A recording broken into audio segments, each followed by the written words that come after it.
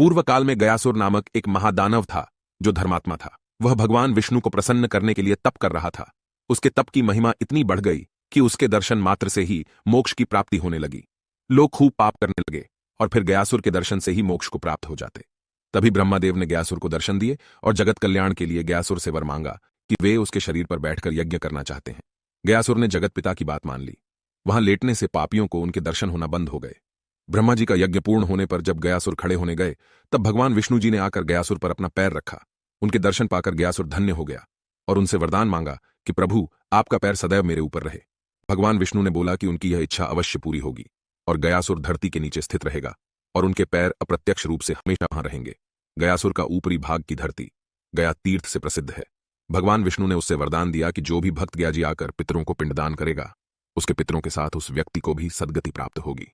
ओम नमो नारायणाय, ओम नमो नारायणाय, ओम नमो। ये अमर ग्रंथ, ये मुक्ति पंथ, ये पंचम वेद निराला, नव ज्योति जगाने वाला, हरि नाम यही, हरि धाम यही, हरि नाम यही, हरि धाम यही, यही जग मंगल की आरती, पापियों को पाप से है तारती।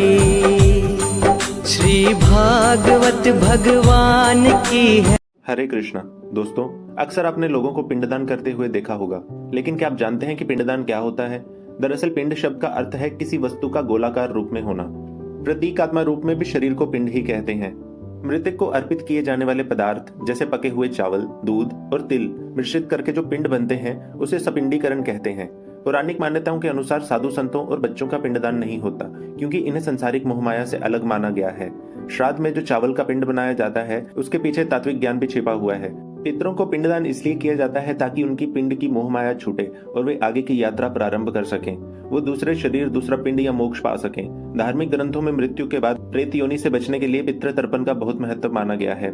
ऐसा माना जाता है कि पूर्वजों को किए गए तर्पण से उन्हें मुक्ति मिल जाती है और वे प्रेत योनि से मुक्त हो जाते हैं। जानकारी अच्छी लगी हो तो सब्सक्राइब करें हमारे चैनल को। धन्यवाद।